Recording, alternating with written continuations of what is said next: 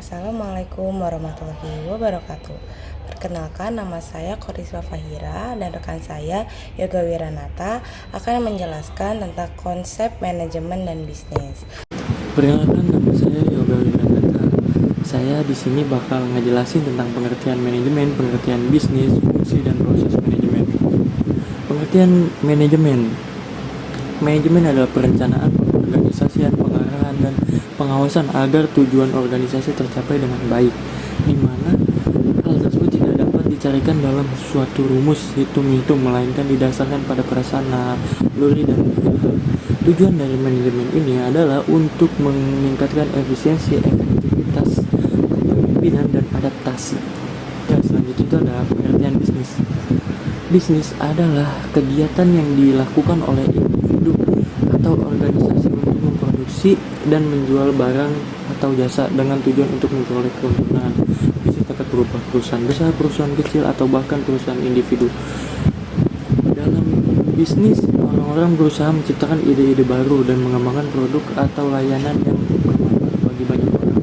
Yang ketiga itu ada fungsi manajemen. Fungsi manajemen itu terdiri dari empat bagian, yaitu perencanaan, perorganisasian, pengarahan, dan pengawasan. Yang pertama itu ada perencanaan, yaitu menentukan rencana untuk mencapai tujuan. Yang kedua itu yaitu perorganisasian, yaitu mengatur sumber daya dan struktur organisasi untuk mencapai tujuan. Yang ketiga itu ada pengarahan, yaitu memberikan instruksi dan pengarahan kepada karyawan untuk mencapai tujuan. Yang keempat itu ada pengawasan atau controlling, yaitu memantau dan mengawasi kinerja organisasi untuk memastikan bahwa tujuan telah tercapai. Selanjutnya itu ada proses manajemen.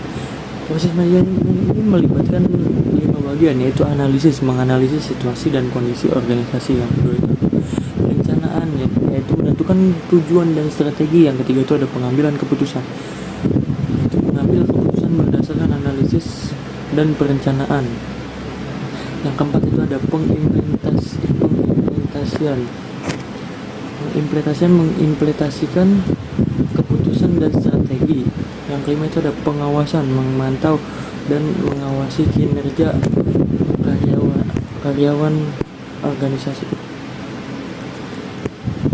Proses manajemen ini dapat diterapkan dalam berbagai bidang, seperti manajemen kinerja, manajemen produksi, dan manajemen bisnis. Contoh proses manajemen itu ada perencanaan untuk mencapai target, sosialisasi program kerja karyawan, dan penyesuaian atau tindakan korektif untuk mengatasi kesenjangan kinerja. Dan dengan demikian, manajemen memainkan peran penting dalam mencapai tujuan organisasi dan memastikan keberhasilan bisnis. Baik, saya akan menjelaskan tentang kategori bentuk bisnis.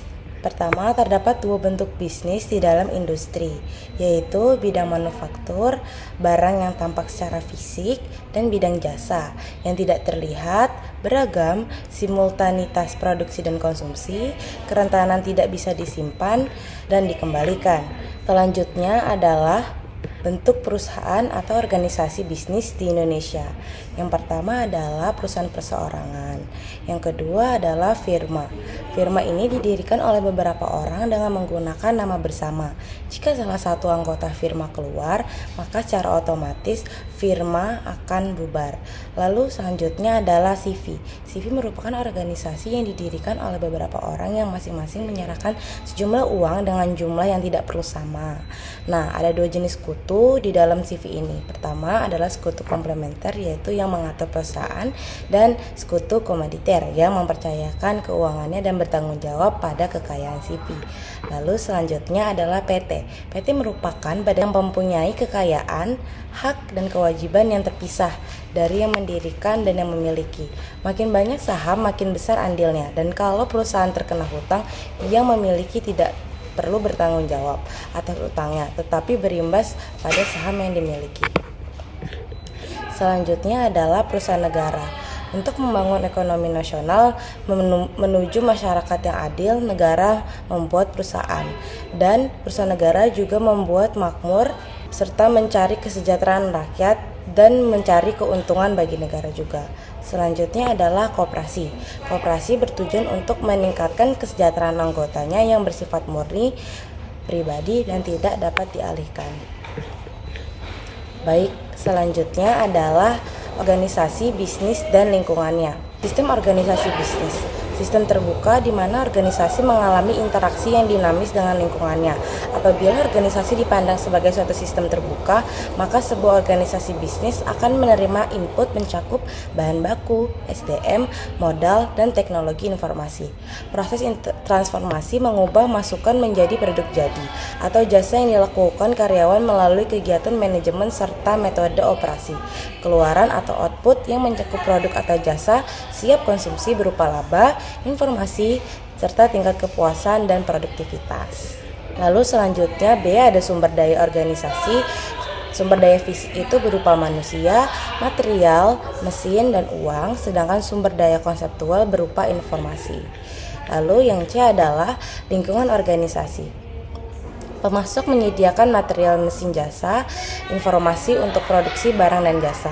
Lalu pelanggan pemakai produk dan jasa, lalu serikat pekerja, organisasi bagi pekerja. Selanjutnya ada masyarakat keuangan, yaitu seperti bank dan lembaga pinjaman lainnya.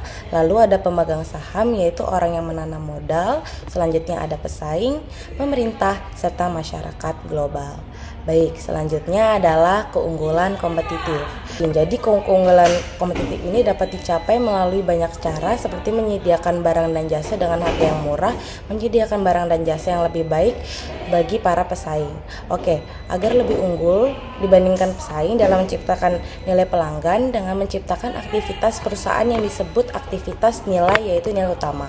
Aktivitas yang berhubungan dengan produksi dan penawaran dengan menyediakan dukungan setelah penjualan yang dilakukan departemen penjualan. Lalu ada nilai pendukung, yaitu menyediakan input dan infrastruktur yang dilakukan departemen akuntansi dan keuangan. Kedua nilai tersebut akan menghasilkan rantai nilai. Selanjutnya sistem nilai. Nah, jadi kaitan rantai nilai ini beberapa perusahaan disebut sistem nilai atau value system ya. Gambar yang ada di PPT ini mengilustrasikan pandangan Porter tentang sistem nilai. Sebuah perusahaan dapat mengaitkan rantai nilai pemasoknya dengan menerapkan sistem yang membuat sumber daya input tersedia saat dibutuhkan. Rantai nilai perusahaan dalam suatu industri dapat sangat mirip, namun kemungkinan besar rantai nilai perusahaan bersifat unik karena tiap aktivitas nilai mencakup suatu komponen informasi. Pengelolaan sumber daya informasi perusahaan merupakan langkah kunci untuk mencapai keunggulan kompetitif. Baik, kita sudah ada di akhir materi. Sekian dari saya mengucapkan terima kasih. Wassalamualaikum warahmatullahi wabarakatuh.